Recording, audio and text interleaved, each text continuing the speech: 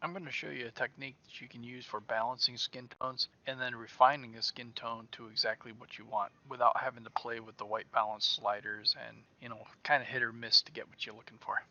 The first thing we want to do is find the areas of the image where the colors are different and we want to fix. So in this example, we're going to look at her face relative to her shoulder.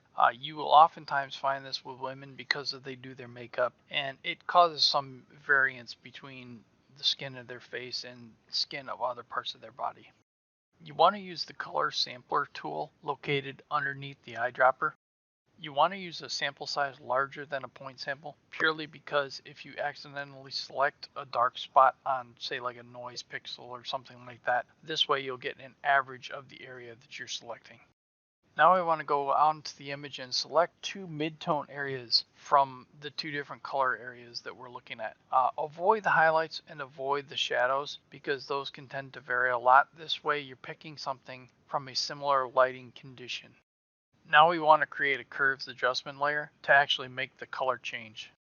Next we want to use the targeted adjustment tool on the curve adjustment layer. And you want to press the Control Shift modifier keys because what this will do is create points where you selected on all of the color channels.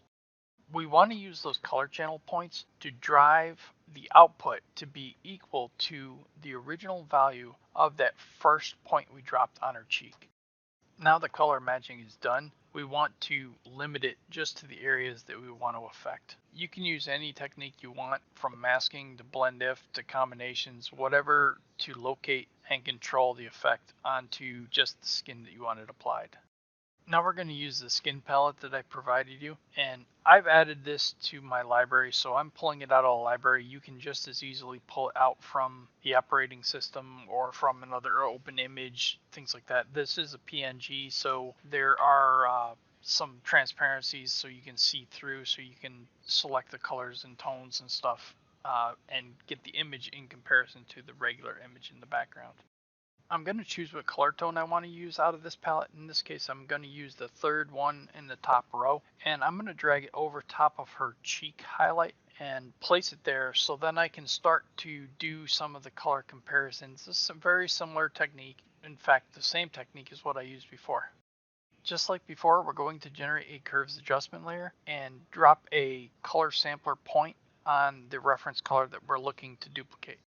We're going to use the targeted adjustment tool in the curves adjustment layer, selecting the center of that color that we're looking for, holding down the Control Shift modifier keys to generate the color channel points as we did before.